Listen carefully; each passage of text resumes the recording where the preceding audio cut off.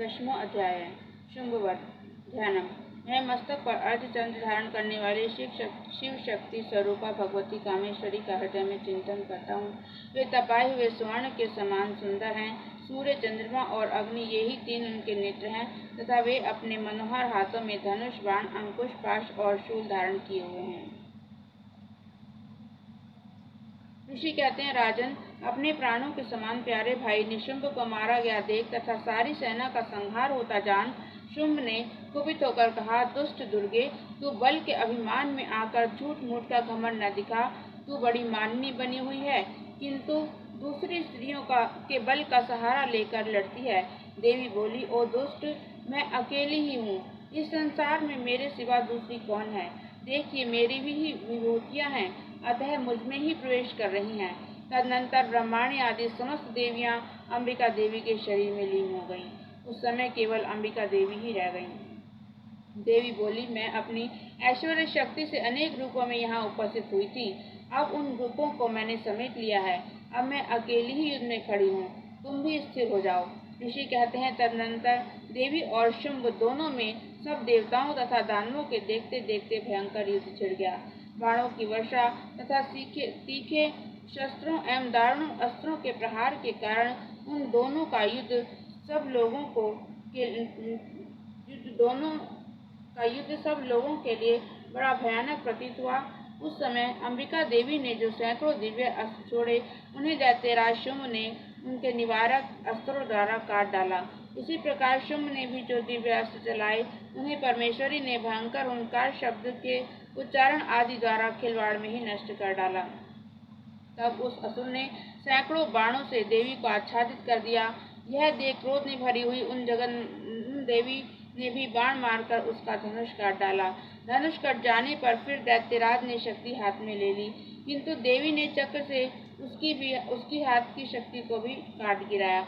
तत्पश्चात दैत्यों के स्वामी शुंभ ने 100 चांद वाली चमकती हुई ढाल और तलवार हाथ में ले उस समय देवी पर धावा किया। उसके आते ही चंडिका ने अपने धनुष से छोड़े हुए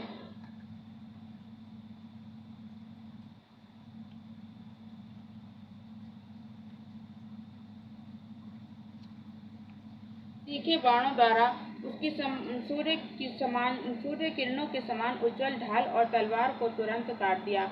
फिर उस दैत्य के घोड़े और सारथी मारे गए। धनुष तो पहले ही कट चुका था। अब उसने अंबिका को मारने के लिए उद्यत हो भयंकर मुद्गर हाथ में ले लिया।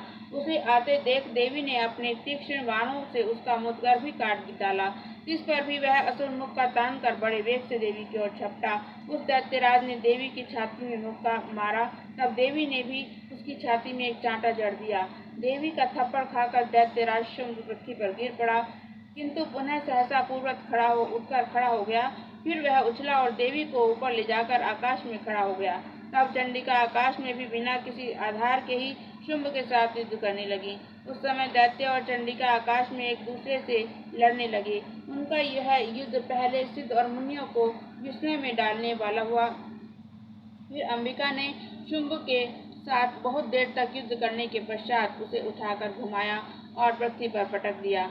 पटके जाने पर पृथ्वी पर आने के बाद वह दुरात्मा दैत्य पुनः चंडिका का वध करने के लिए उनकी ओर बड़े वेग से दौड़ा।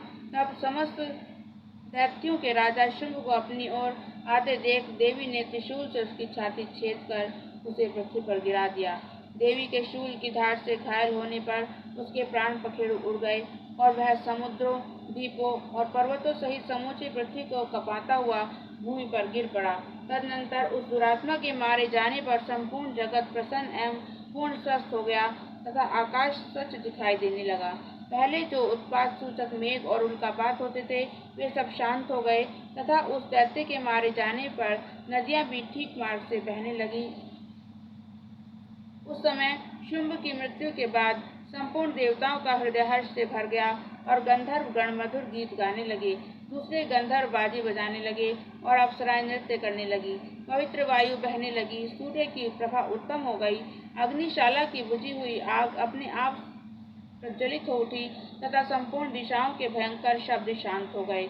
इस प्रकार श्री मार्कंडेय पुराण में सावर्णिक मनवंतर की कथा के अंतर्गत देवी महात्म्य में शुंभवध नाम का 10वां अध्याय पूरा हुआ। ओम नमः शिवाय।